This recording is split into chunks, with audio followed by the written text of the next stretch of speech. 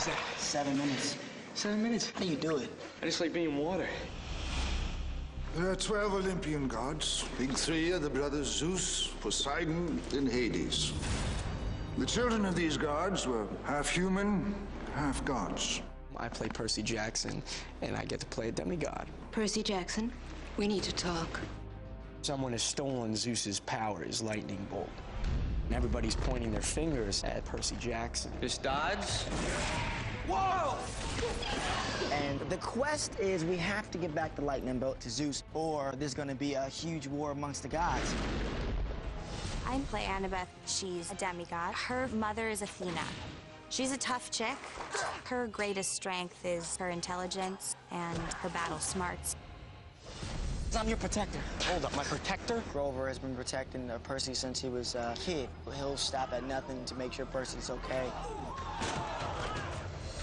Percy Jackson is your average teenager who's just thrown into an extraordinary situation.